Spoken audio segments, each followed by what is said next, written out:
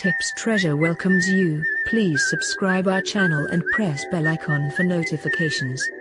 Yes, don't forget to like and share our videos to motivate us.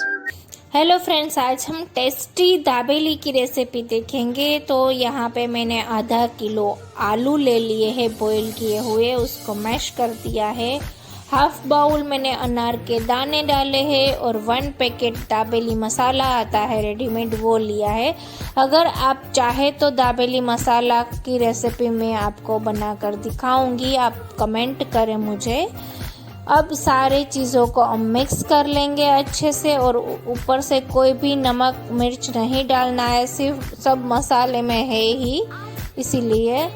अब उसमें मैंने half bowl जितनी मूंगफली के दाने सेक लिया था वो डाले हैं और मिक्स कर लेंगे सब चीज़ों को अच्छे से। मैंने सब चीज़ें मिक्स कर ली है। अब मैंने इमली की चटनी जो पाव होते हैं उसको हाफ कट के उस पर स्प्रेड किया है, और बीच में हमने जो मसाला बनाया है वो मैंने रख दिया है, और बटर से हम लोग इसको सेक लेंगे।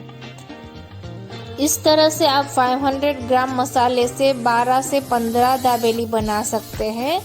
तो ये बहुत ही बढ़िया बनेगी, आज ही घर पर ट्राई करें। हमारा ये मैं आपको दिखा रही हूँ, 2 हमारी दाबेली तैयार हो गए हैं। उसको हम ऑनियन और सेव से गार्निश कर लेंगे और केचप चटनी के साथ सर्व करेंगे। तो आज ही बनाइए ये दाबेली, ये बहुत ही टेस्टी बनेगी। बाहर की दाबेली आप भूल जाएंगे। टिप्स ट्रेजर को लाइक और शेयर कर दीजिए।